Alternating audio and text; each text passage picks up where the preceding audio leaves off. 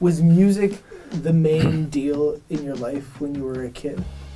A big part of my life growing up. Like I said, I've always loved music, listened to radios, and I started buying records and the hit parade, basically.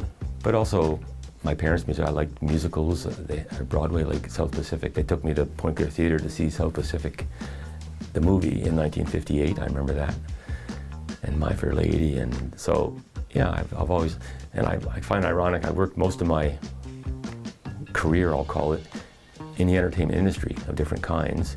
A lot of it to do with, well, music, rock and roll, like groups, and then I did concert production. So I've always thought a little ironic, as much as I love music, I never picked up an instrument. Every weekend you were at Ted's? In a manner, pretty much, I guess, considering I have all these weekly hit charts for years. Yeah, I'd go up there and get the hit chart, and when the Beatles were, whenever there's a new record or album, I'd be buying it and flipping through the racks and all that. So that's a big memory. And you were a regular. Yeah, Ted Bryan, because his son Bill ended up being a drummer in a group called MG and the Escorts, who we used to watch. And then he went to Toronto and ended up in a group called the Parachute Club, and became well known in Toronto. Yeah, so and I know that's the original owner of Ted's Hobbies. When I watch documentaries on the Beatles and the Stones and all this, it's always on a grand scale and how they affected a generation. I'm curious about what the scene was like in the West Island. Like, was there a Stones group and a Beatles group? Was there a R&B group? Was there an anti-Beatles, I still like Elvis group? Like, what was it like at the time? My memory is that I knew friends of friends who formed bands, like a lot of them, garage bands, whatever you want to call them. They played at local churches, basements, and little rec halls and stuff. And some of them actually got to the point where they released records, or at least had records issued or recorded in some way. But like MG and the Escorts was a West Island band.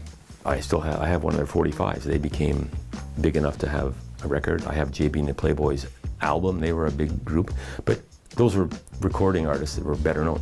In my little milieu in John Rennie, there was several bands, guys I knew who formed bands, and we'd go and see them at someone's house on a Friday night. They'd play, or up on Westcliff, there's a church called, I think it's St. Augustine's Church up there.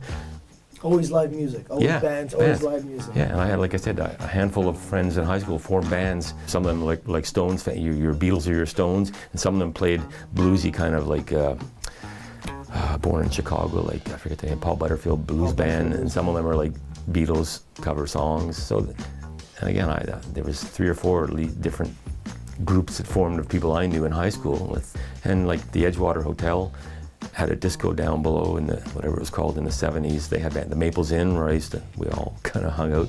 They had bands, they had professional bands came there. Levon Helm played there from the band. And so in the late 60s, early 70s, the Edgewater there, the Point Claire Hotel, the Pioneer, the Clydes, all the different variations of it. Those were in my opinion, or my memory, those are the venues where professional acts who were well known and were touring Canada playing. That's where they would play. My friends, our bands, we played unprofessionally in local high schools or church basements and stuff.